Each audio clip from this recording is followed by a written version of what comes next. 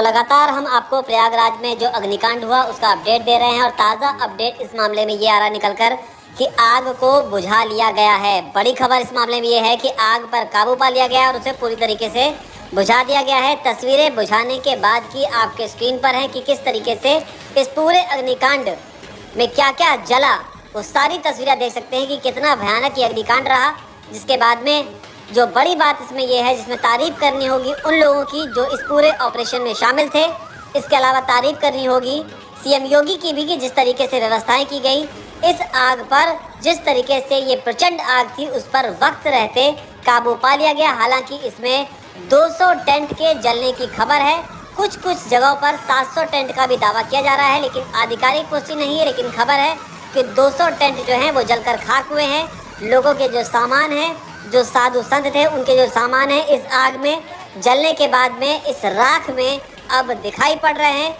जो आधिकारिक तौर पर जानकारी निकलकर सामने आ रही उसमें यह है कि 4 बजे बताया जा रहा है कि सूचना मिली थी प्रशासन को कि यहाँ पर इस तरीके से आग लगी है। जो कारण का लगातार हम जिक्र कर रहे थे उसका कारण भी सामने आ गया है। बताया जा रहा है कि ये आग सिलेंडर के ब्लास्ट होने की वजह से लगी है।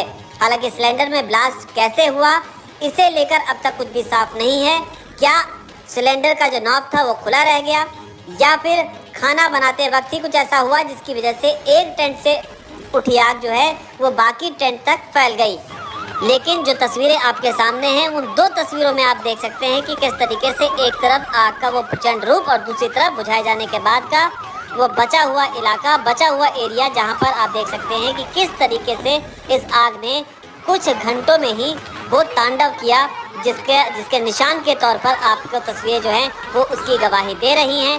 हालांकि बड़ी बात इसमें ये भी है कि जब इस कुंभ को लेकर तैयारियां की गई थी तभी हर सेक्टर में कुंभ के क्षेत्र को अलग अलग सेक्टर में डिवाइड किया गया है।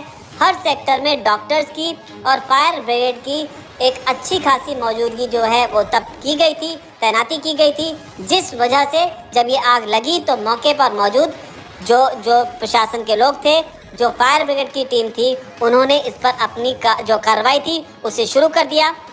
एनडीआरएफ और एसडीआरएफ की टीम भी मौके पर तुरंत पहुंच गई। बालू और मिट्टी का इस्तेमाल कर जल्द से जल्द इस आग पर काबू पा लिया गया।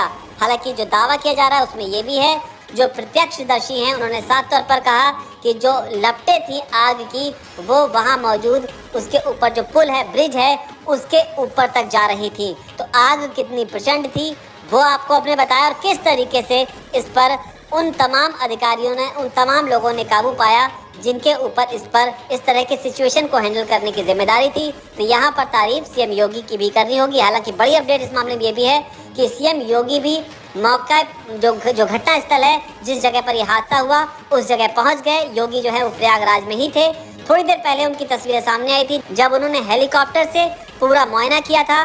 तस्वीरों में वो हाथ हिलाते हुए देखे जा रहे थे। लेकिन अब इस घटना के बाद योगी आदित्यनाथ घटना स्थल पर पहुंच गए हैं। तो इस तरह की बड़ी अपडेट निकलकर सामने आ रही है जहां पर आग को बुझा लिया गया है। हालांकि इस आग में किसी की जान गई है या नहीं गई है इसे लेकर फिलहाल कोई जानकारी नहीं है। लेकिन 200 टेंट जलने की बात ज़रूर सामने आई है जो कि सिलेंडर में ब्लास्ट होने की वजह से हुआ। बड़ी बात इसमें यह भी कही जा रही है कि सिलेंडर के कई सारे ब्लास्ट सुने गए। तो मुमकिन है कि आग लगने के बाद बाकी सिलेंडर्स में भी इस तरह की घटना हुई होगी। लेकिन फिलहाल बड़ी अपडेट ये है, आग को बुझा लिया गया है।